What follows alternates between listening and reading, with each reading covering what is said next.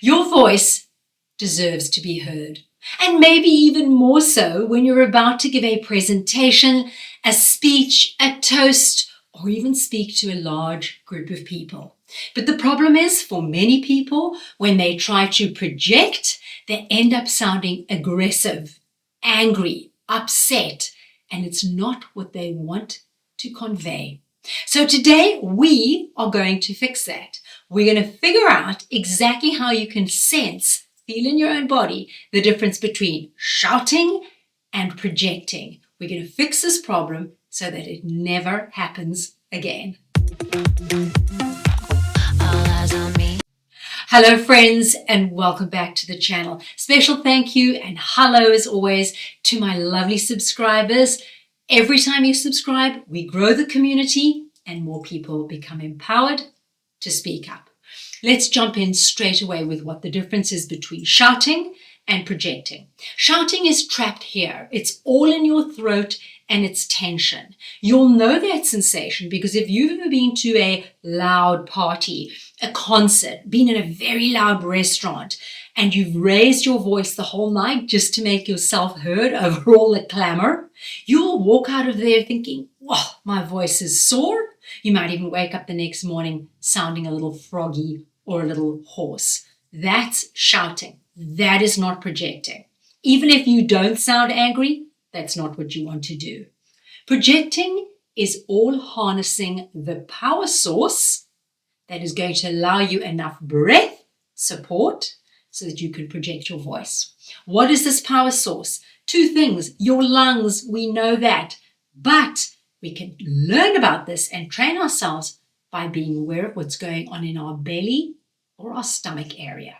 So quite simply, and I'm going to keep this short, in order to project your voice, you need enough air in your lungs to support that when you exhale, you can exhale with some power, right? That's how you can speak to the back of the room, the back of the auditorium. But you need the support of that amount of breath. So logically, we need to fill our lungs as much as they can be filled. Problem is, run underneath your lungs, there's a muscle called the diaphragm, and it's shaped like a dome. And this is quite strong, this muscle, as most muscles are. It's firm and it's there. We cannot inflate the lungs fully unless we soften that muscle, which will provide more capacity for the lungs, which therefore gives us more breath support, which gives us a great opportunity to project. So we have to figure out, how does it feel to relax this diaphragm? I didn't even know I had a diaphragm. Now I'm meant to relax it. There's a dead easy exercise that you can do, and we're going to practice it. I'm going to show you right now so that you can clearly in your own mind distinguish between I'm shouting from here or I'm projecting from here. Take your hands, one hand on your chest area here, other hand on your belly or stomach. So it's below your waistline. You've got your one hand there. You're then going to take in a lovely deep breath through your nose. But you're paying attention that this hand stays still, and this hand, as you relax your belly, should move out. Because by relaxing the belly, you allow that diaphragm to soften, which allows the lungs to fill up. It's all tied together. So one hand here, one hand here. Deep breath in through your nose. Make especially sure you don't pull your shoulders up, as many of us do when we think we're taking a deep breath. And on the exhale, I want you to go sss. And as you go sss, with as much power as you can get, the hand on the belly should slow back and go slightly in again. So we're going to breathe in. I'm going to exaggerate it, this hand, so you can see. It's like this.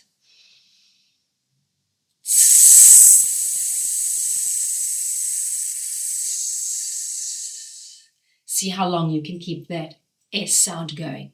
It is that simple. It is that simple, but it's also that complex. Because do not think you're going to produce this way of breathing just on a dime. You're going to need to practice it. So in the privacy of your home, you can stand, you can sit, you can even lie down. You take both hands, position them as you wish to, then in your mind, intentionally keep this still. You're not going pushing your chest out. And this one, relax your stomach, your belly, let it soften outwards. And as it does, you're filling your lungs. And as you either speak or go s or whatever sound you want to make sure your belly is pulling in. Therefore, the diaphragm's raising up.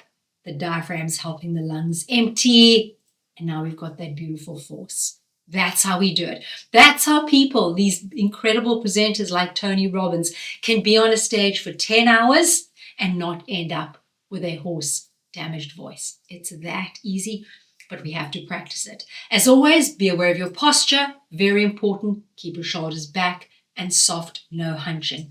The last thing, we need to practice this. So once you've got the breathing clear in your mind and you know how to do it and you can produce it automatically, start saying one sentence every night and speak to the very back of the room.